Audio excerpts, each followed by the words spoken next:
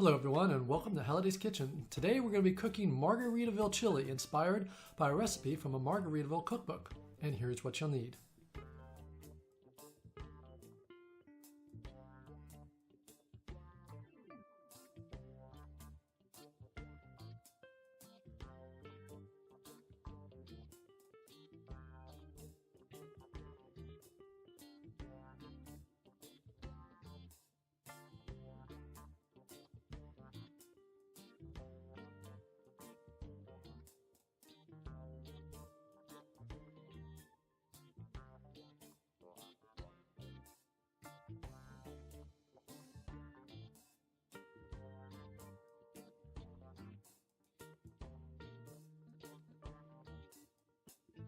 First, let's take a little oil and put it in our large pot.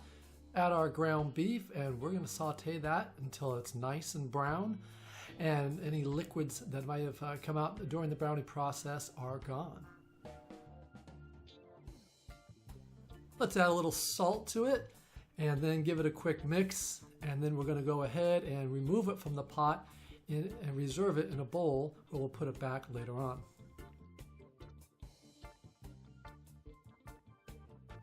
Okay, a little bit more oil to the pan, and then we're going to go ahead and add our diced green peppers, red onion, stir that around a little bit, and then let's add a little salt to season it.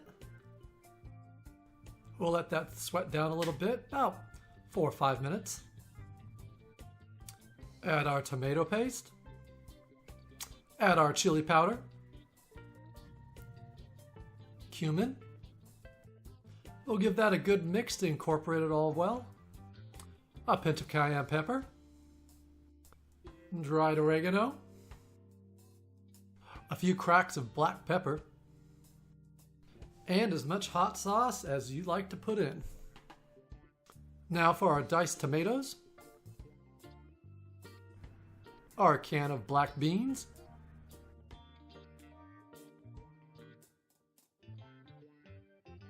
diced jalapenos, and of course it wouldn't be Margaritaville Chili without some tequila.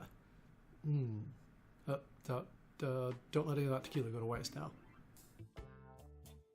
We'll add our beef back into the pot and give it a stir to get it incorporated. And we'll season a little bit more. As you can see here, we're seasoning in layers, not just at one time, but we're adding our salt and seasoning throughout the dish.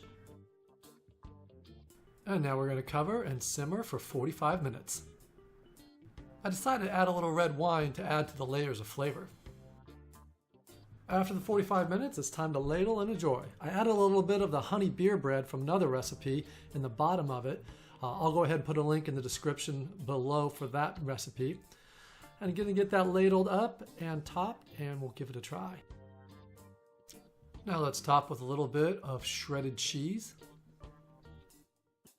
a squeeze of sour cream. And by the way, whoever invented the squeeze container for the sour cream is a genius. A little bit of cilantro, stemmed, of course. Adding a few pieces of the sliced jalapenos to taste.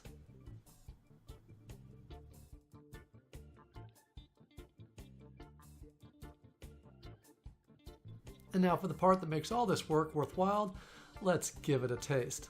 I'm going to mix it around a little bit to try to get all those pieces and toppings in there, and oh yeah, it's really good. Nice complex flavors, all the layers in there, and it is great. This chili is great on its own, but it would also be good to make some Volcano Nachos, which we'll do a video on.